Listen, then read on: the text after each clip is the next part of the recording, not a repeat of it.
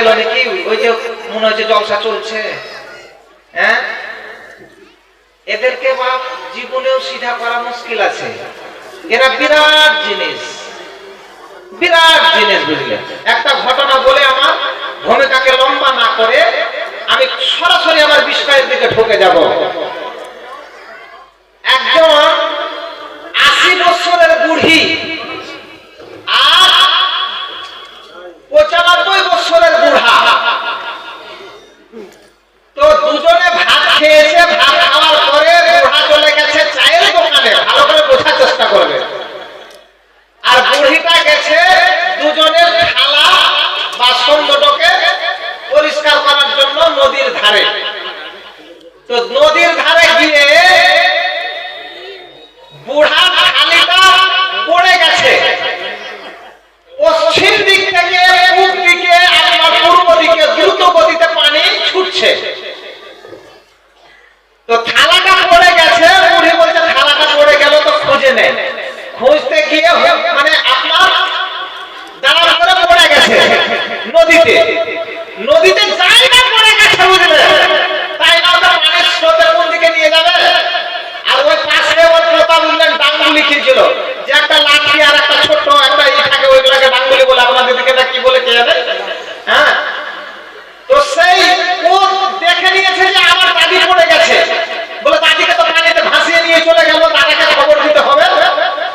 তো দাদা চায়ের দোকানে বুঝলেন van van van van van van করে খবর, কি খবর, ই দেশের খবর, ও দেশের খবর, বিভিন্ন রকম কথা বলা বলি করছে চায়ের দোকানে।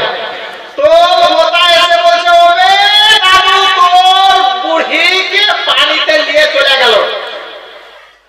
বলছে কি করেছিস রে? বলে তোর বুড়ি আর নাই, তুই আর তোর বুড়িকে বিছানায় পাবি না, নিয়ে চলে গেল, জলের স্রোতে ভাসিয়ে নিয়ে পালিয়ে গেল। বলে কোথায় গিয়ে? বলে অমুক জায়গায়, চল তোকে দেখাচ্ছি। বলছে চল ভাই তাহলে দেখি। এবারে লাঠি পোতাতে আসছে যে জায়গায় বুড়ার থালিটা নাই আর বুড়ির থালিটা আছে। বলে বে গেল তো, আমারটা নিয়েই গেল বে, বুঝতেই পারছেন? বলছে ভাই তাহলে তো তোর দাদির দাফন কাফন করতে হবে, লাশটা তো খুঁজে বার করতে হবে।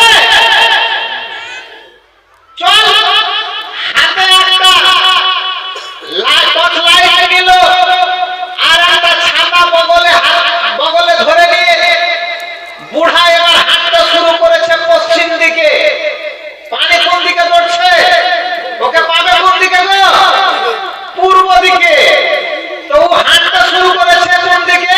পশ্চিম দিকে, উজানে। পোতাটা বলছে আপনার মাথাটা খারাপ হয়েছে নাকি? এইদিকে পানি ছুটছে, এইদিকে নিয়ে গেছে, এইদিকে যাবেন আপনি, এইদিকে বগলে ছাতা নিয়ে এইদিকে হাঁটছেন কেন? বলছে আবে শালা, বুড়া বুড়িটা তোর না আমার? বলছে আপনার।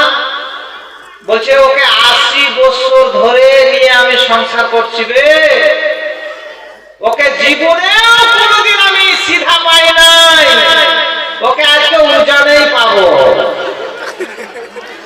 ওকে আজকে উজানেই পাবো। 80 বছর ধরে আমি ওকে সংসার নিয়ে করেছি, ওকে জীবনে আমি কোনোদিন সিধা পাইনি। তো মায়েরা এবারে রেগে গেছে, রেগে কম। বলছে কোন বক্তা নিয়ে এলো? হ্যাঁ, মা বোনেরা এরা হাসছে, তো এদেরও হবে, দাঁড়ান কেন? কেবল তো ইঞ্জিন শুরু হচ্ছে, গরম হয়নি। ভাইরা আমার, তো মা বোন খালারা একটু বাঁকা পথে চলবে, এদেরকে নিয়ে সিধা করে নিয়ে চলতে হয়। আমি মৌলভী সাহেব, আমারটা মনে করছেন ভালো, ইও মাল গোলমাল, আমি এখানে ওখানে জালসা করে বাড়াচ্ছি। বলছে হ্যাঁ আপনি জালসা করে বাড়ান কেন? বাড়ি আসতে হবে না, ওরও মিটার বললেন গরম হয়ে আছে, বুঝতে পারছেন ভাইরা আমার? ওকে 82 খানেরও বেশি চাদর আমি নিয়ে দিয়েছি, তবুও যদি কালকে আমার মালটা থেকে যদি একটা নিয়ে যায়, তো বলছে হ্যাঁ দেখো তো, আর ভালো তোমার চোখে সুজে নেই, বুঝতে পারলে? তো এইরকম ভাবে টাকা চলে, কিন্তু আমরা মৌলভী সাহেব আমরা বলি না, তাই না তো আমাদেরও গোলমাল, বুঝতে পারলেন? তো যাই হোক।